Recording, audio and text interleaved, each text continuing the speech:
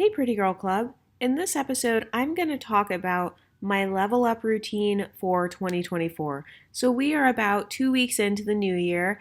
Happy Martin Luther King Jr. Day. We have a 3 day weekend, and I hope you guys are spending this weekend in a productive way. The whole point of this YouTube channel and all of these videos, especially the longer ones, is for you to play them while you're doing something productive. So, you can play my videos while you're like cleaning or cooking or doing some sit ups. I love watching YouTube videos and like accomplishing something else at the same time.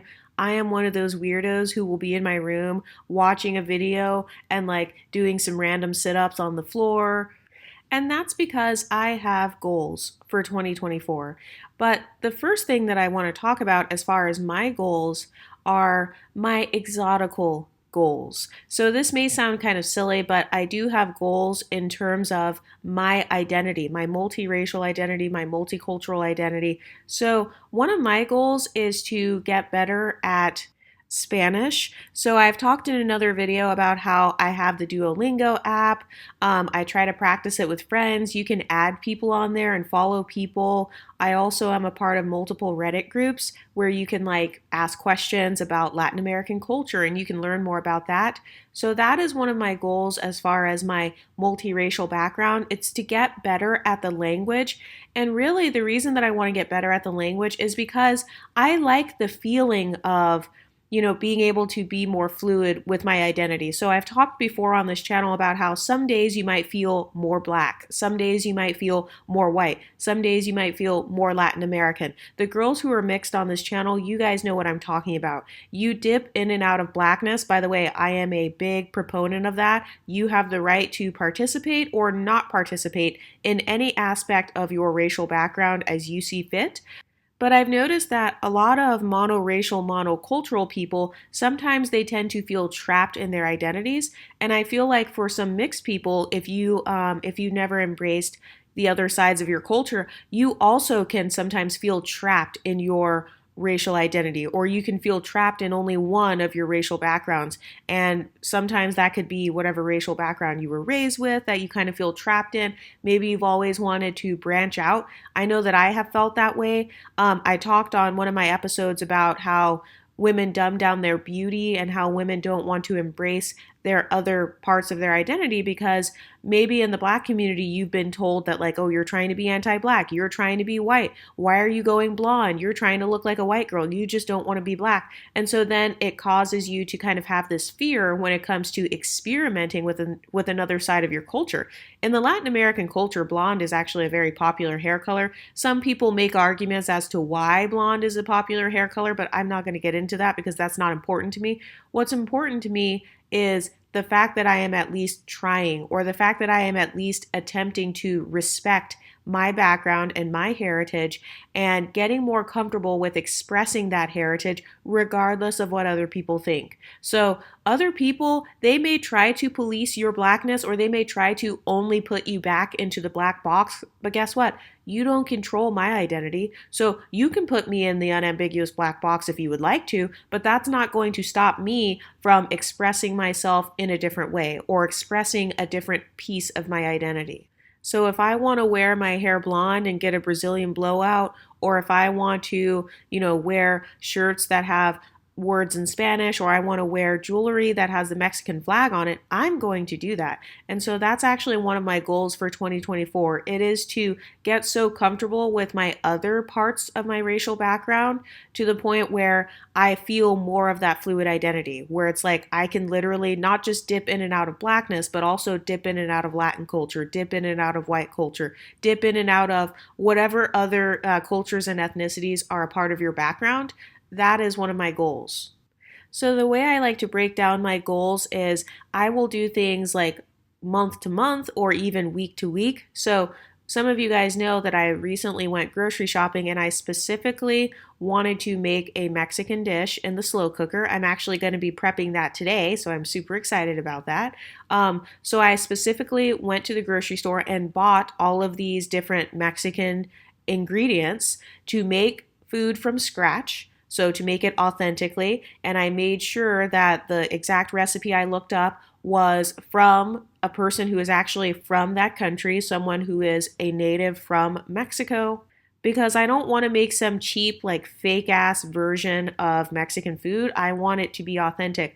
And so that is one of my personal mixed race goals for 2024. It is to really immerse myself and really go out of my way to create that Latin American lifestyle for myself, or to create that European lifestyle for myself. No, I'm not being a white supremacist. No, I'm not being a Latin American supremacist. I'm not saying one is better than the other, but I'm saying that for me personally, I always felt more comfortable embracing blackness only. And part of it was because I was bullied into only, repping that. And so I kind of would close myself off. I would only want to learn how to make soul food from scratch, or I would only want to make African American food. By the way, that's one of my favorite types of food, but I've learned as I got older that that doesn't have to be my only option. A part of the beauty of life is having options, having different choices you get to make. So yes, all the other girls, maybe they only eat black-eyed peas and stuff and collard greens, and that's fine,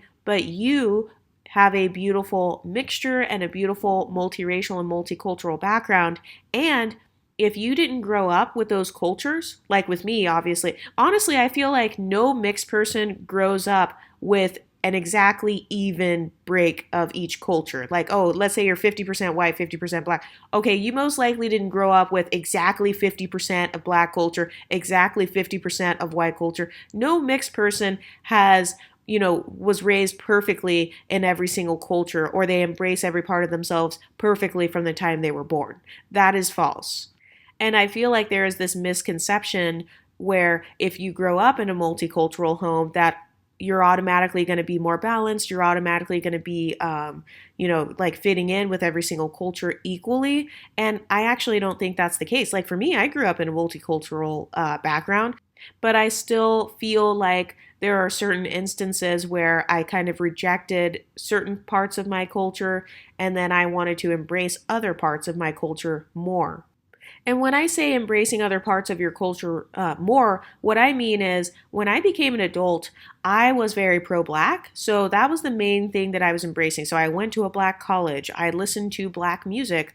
I was, singing the black songs, like the R&B songs and stuff like that. When I would go out and socialize and go to bars or clubs when I was younger, they were always black clubs. All of my friends were black only, or, MLS, like mixed race, or they kind of looked like me, but blackness was a core part of their identity. When I went to restaurants, they tended to be black restaurants. So obviously, as I became an adult, I immersed myself the most in black culture. So for some of you guys, whatever culture you chose to immerse yourself in the most, especially as you became an adult, obviously you're going to feel more black, or you're going to feel more white, or whatever it is that you participated in the most. And I've noticed also that for a lot of mixed race people, you tend to go based on how you look. So I know that for me personally, I'm not white passing. Nobody has ever said, oh yeah, that white girl over there. No one's ever said that. So I've always felt like I look more quote unquote black / Latin American than anything else. More black really than anything, because in the summertime, I can get quite a tan. You know what I mean? So I've always felt more related to that culture when I was younger. And so that's why I embraced that the most. But then when I was trying so hard to be monoculturally African American, and then I was rejected by other people in the African American culture, and they're like, what are you talking about? You're not dark skinned. You're light skinned. You're obviously mixed. Your hair doesn't look like mine. And then when other people started calling out my phenotype differences, or kind of like pushing me out of that culture again, that is what really causes the identity crisis. And so in 2024, one of my goals is to become so comfortable with all of my identities that I will never have those moments again. I've heard some of you guys comment on this channel and you'll say, oh, well, one of my friends commented and said, like, I'm not really mixed, or I'm just black only. So maybe they tried to put you in unambiguous blackness. They tried to put you in that box. But the way to combat that is by you taking responsibility for your own cultural background or for your own like racial mix, you take responsibility and say, no, I don't care what anybody says. If I want to learn Spanish, I can learn Spanish. If I want to learn Japanese, I can learn Japanese. And you can immerse yourself so deeply into that culture to the point where nobody can argue anymore. Like, you can't say that a person is not Blasian if they literally have family members from those countries that's literally running through their veins, running through their blood, it's in their DNA. And if you go into their house, they literally have Asian artwork. They're very knowledgeable about Asian history. They go to the Asian parades. They go to like the Chinese New Year parade. They can speak the language. Like, I feel like at that point, there's absolutely no argument. And so one of my exotical goals for 2024 is to really embrace that identity of having that multi-ethnic, multiracial, multicultural background and do it bigger, do it in a bigger way. I've noticed that a lot of multiracial and multicultural people are quite passive when it comes to their identity. They kind of are waiting for other people to embrace them. They're waiting for other people to kind of pull them in and say, hey, you're one of us. You're Latina. Come over here. You know, they're waiting for other people to include them. And I used to be like that. I used to seek external validation, especially from the Latin American side, because I was a little more insecure about my Spanish, you know, with not being fluent and stuff. And so I used to subconsciously seek validation from other Latina women, like at work and stuff. I would want them to say, hey, come over here, like, hey, come hang out with us and stuff. And it would make me feel really good when they embraced me or when they wanted to talk to me. But then let's say they started speaking Spanish and then they're only speaking to each other and not really speaking to me as much. Those types of scenarios would make me feel bad. But that is because I was passive when it came to my own culture. Like, it's not on other people to bestow being a Latina on you. You're the one who was born with that parent. You're the one who was born with that grandparent or the family member or the people who immigrated from that country. Like, you are the one who gets to take that for yourself. There is no one hovering over your shoulder saying, oh no, you can't go into the Mexican grocery store. You're not allowed to go into the Japanese grocery store. Who do you think you are going into the Vietnamese grocery store? There's no one hovering over you saying that you can't do those things. But I've noticed that for some of us exoticals, we have had so many people trying to bully us or trying to one drop us to the point where you literally do hear a voice in your head saying, like, who do you think you are? Like, you weren't raised going to a Japanese grocery store. Like, why are you going to a Japanese grocery store? You're so stupid. You're so desperate. And one of my goals for 2024 is to completely eradicate that voice, because I'm an adult. And what I do with my spare time or what food I cook at home and stuff, that's really nobody's business. So one of my multiracial goals is I'll probably do it maybe once every 2 weeks or every time I go grocery shopping. I want to specifically buy foods or ingredients from my other cultures so that I can make a dish from scratch. So not like a process, like you just got a frozen Cuban bowl from Trader Joe's. No, I want to be able to make certain dishes from scratch. Right now I'm focusing on the Latin American dishes because that's really my favorite food, like my favorite culture of food. I love all of the fresh vegetables and stuff. But that's one of my goals. I want to, every time I go grocery shopping, get something raw, like some raw peppers, like different types of chilies, and blend that up. Like today, that's what I'm going to be doing. I'm going to be blending up my onions in the blender. I'm going to be blending up like the chilies and stuff. And I'm going to be making slow cooked meat, just like how they would make it at a Mexican restaurant or, you know, just like how they would make it in that country. That is one of my multicultural goals, because a lot of people don't realize that when you define the term culture, what it really means is it's just a combination of the language you speak, the type of music you listen to, the food that you eat, maybe the people you hang around, maybe even your dating cultural preferences. That's all a culture is. What kind of media are you taking in? So I'm trying to make myself more multicultural in every single area. So not just in one area, not just, oh, I passively, go on the Duolingo app every single day. I mean, who was Duolingo created by? It was probably not created by a native person from Mexico. So even though that's a great start, I'm trying to dive deeper into each of my cultures. I've noticed that sometimes for me, even the media and the news outlets that I listen to, they're usually black news outlets like the Shade Room or, something like that. And it's like, well, where are the Latin American news outlets? There are plenty of those. Why am I not following those? So it's about doing small things that can help familiarize me with the different aspects of my background. I've noticed that that is what makes me feel more like a Latin American person, or it makes me feel more connected to my European side versus, oh, something in me, like there's some sort of disconnect. I've noticed for a lot of mixed people, they tend to have a disconnect with at least one of their cultures. Usually it's a culture that they were not raised with. But guess what? You're an adult. So now it's your responsibility to engage in that culture. Otherwise, yes, you will always feel trapped in whatever culture you're the most familiar with. And I've also noticed for me that in the past, I've had a complex about my whiteness or my white side or whatever, embracing that because a lot of times in the black culture or even in the non-black culture like Asian culture, whatever else you may be mixed with, a lot of people view embracing whiteness as you are being a white supremacist, you are being racist, you are trying to say that it is better than your black side. So I used to feel that guilt, very similar to white guilt.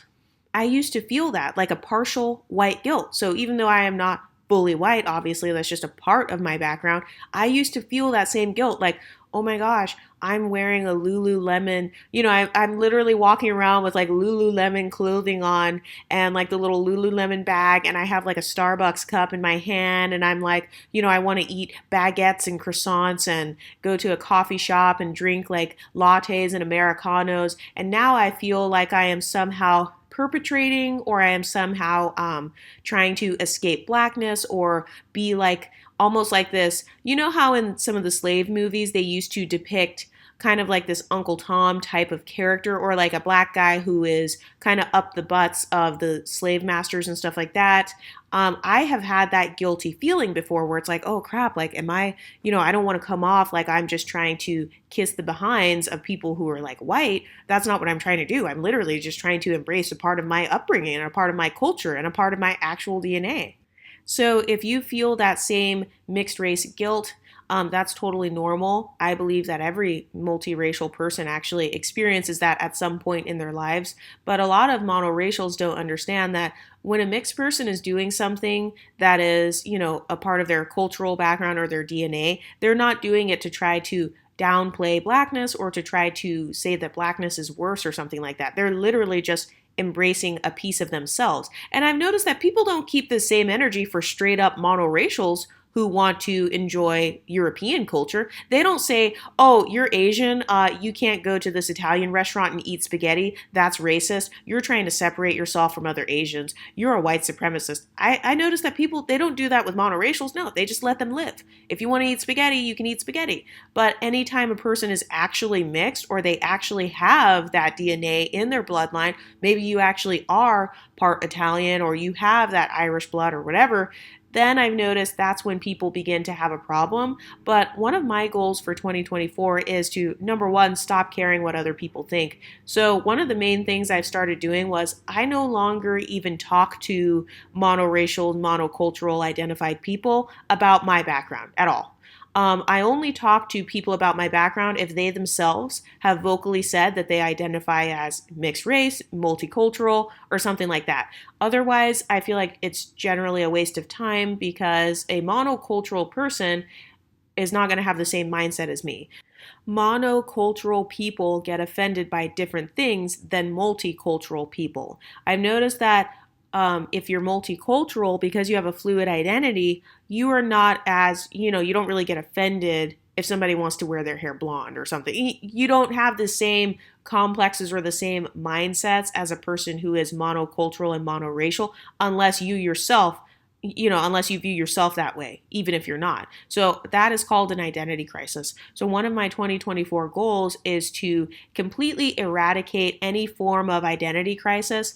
Part of why people feel like they don't identify with the culture is because they're not partaking in the culture. That's really what it means to identify as something. It means you partake in that culture, you partake in those customs. If someone identifies as African American, regardless of their phenotype or skin tone, what they're trying to say is they partake in African American culture. So they celebrate the holidays. Maybe they do something special for Juneteenth. Maybe they go to cookouts during the summertime, or they listen to that type of music. They watch those types of movies with African Americans in the movies. So it's the same concept, but do it for the other cultures. So that is one of my 2024 goals. It is to participate in the Latin American culture and customs. So yes, I will be going to the different parades that they're going to be having in my city. One of my bucket list goals is to try to be in one of the parades, like figure out how to be in them, because I've seen people in these parades where they're not even affiliated with a group. They just dress up in a costume, they sign up, and then they like ride their bikes or they skateboard or they roller skate, and then they pass out candy and stuff. So I want to participate in the actual cultural events.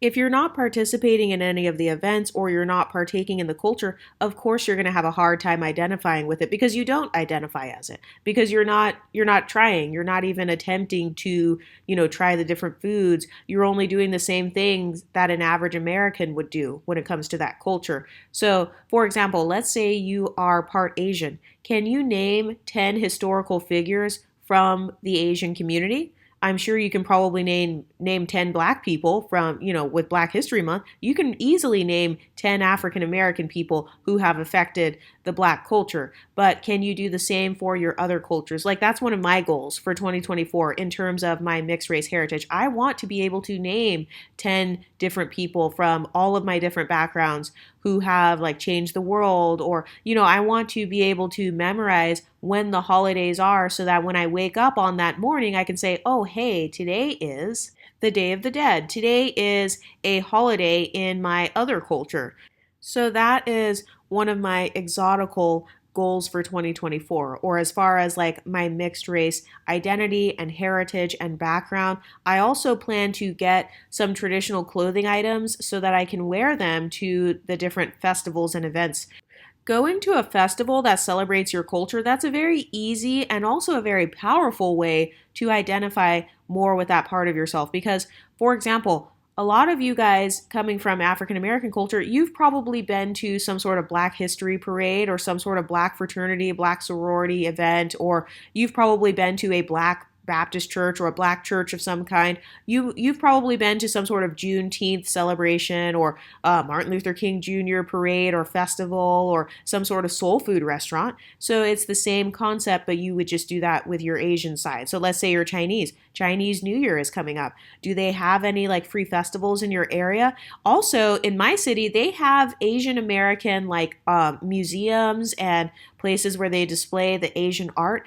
Maybe you can go hit up one of those museums. You can just go on a Friday after work one day and just get yourself a ticket. Or if they have free days at the museum, some museums have days where people can come in for free, maybe on like a Thursday evening or a Tuesday night, Wednesday night. So is there a way that you can go in and just enjoy some of the artwork from your culture? And maybe you can learn the names of some of the artists from your culture, because that can help you with like the whole, like memorizing facts about your background. Of course, you're not going to identify as being part Asian. You're not going to identify with it easily if you don't even know anything about that country. You don't know anything about the people. You don't know what their fashion sense is like or what their cultural celebrations are like. You don't know the significance of certain colors in that culture or the significance of certain hairstyles that they wear or the clothing or why they do the things they do. All of those things are a part of identifying as a certain thing. Anyway, I'm going to probably make this into a series, but those are some of my multicultural, multiracial goals for 2024. It is, I want my non-blackness or my non-black identities or my identification with those identities to be just as strong as my identity when it comes to blackness. So I do feel like, I've done a pretty good job and I'm pretty balanced, but you can always be better. There's no such thing as a person who is perfectly balanced or, they know everything about every part of themselves. in a perfect way. No, because the beautiful thing about culture is that it's always shifting, it's always changing. So certain things that are popular in Black culture today were not popular 20 years ago. The decentering men movement, which is popular really in all cultures, but that movement was not popular 20 years ago. So cultures are always changing, they're always evolving, and that is the beautiful thing about being multiracial. And by the way, you can become multicultural.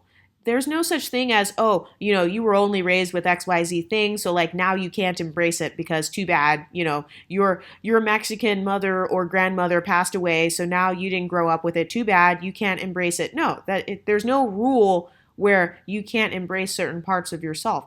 You have the choice to become multicultural. And how multicultural you are is directly correlated to the activities you are participating in as a grown adult. So when you were a kid, yes, you can blame certain things on your parents because you were under the care of your parents. But as soon as you hit 18 and older, your multiracial background and you keeping up with that and participating in that culture, all of that is on you because you're a grown person, you're a grown adult, so that's your responsibility. Anyway, what do you ladies think? Let me know in the comments section and I'll talk to you next time. Stay pretty, ladies.